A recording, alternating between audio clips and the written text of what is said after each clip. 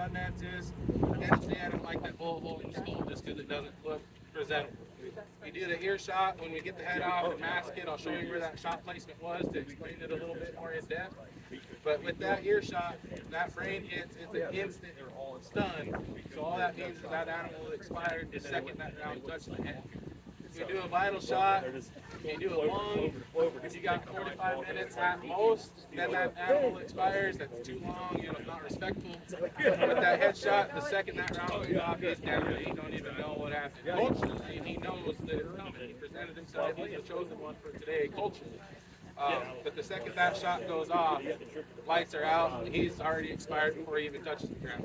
So once he hits, his eyes at rest, I bleed it right through the artery. If you get there in time, the rumen, so his organs, doesn't know he's expired. So if you get to that artery pretty quick right after that shot, the heart is actually going to pump the blood out for you because the body doesn't know it's expired yet. Just the head is lights out. So that's kind of how that goes. And talking about presentation, that animal will present himself because he already knows he's the one for today.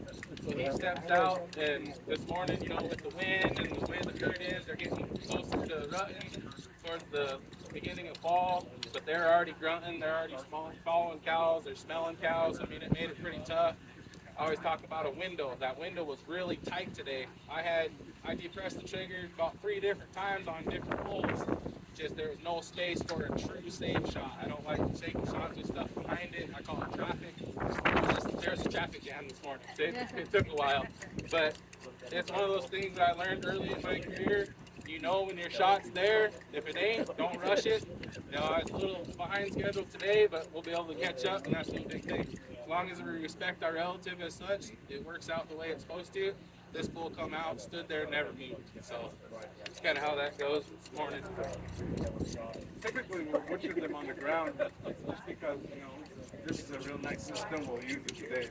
And, typically we butcher them on the ground like this. And like I said, we'll do the hide, take off the hide on one side, and then we'll take the front, the hind quarter off, take them off, we'll drape the hide back over, flip them over, do the same thing on the opposite side.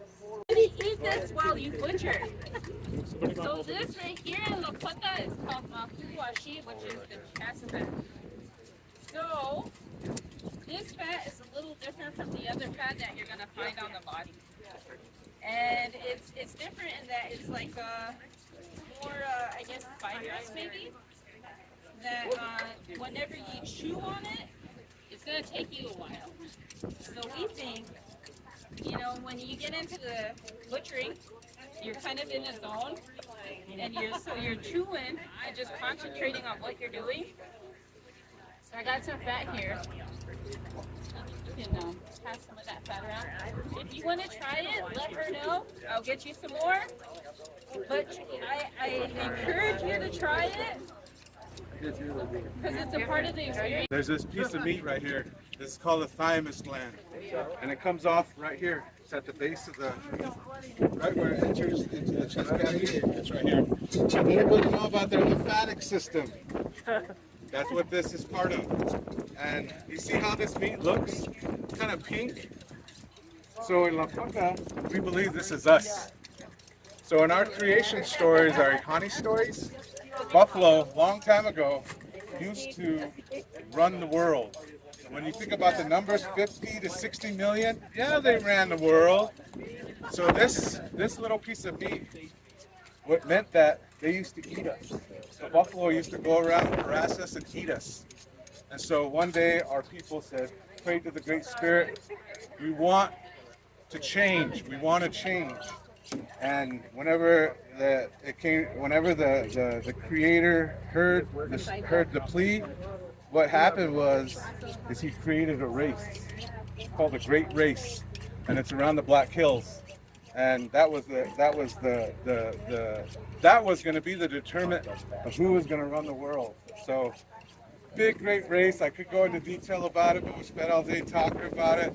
But what happened was the magpie won the race for us and bestowed the stewardship to the humans. So in tribute to that, we give this back to the magpie. because we still believe that this is us, still stuck in the buffalo's throat. So this is just an honoring of that animal.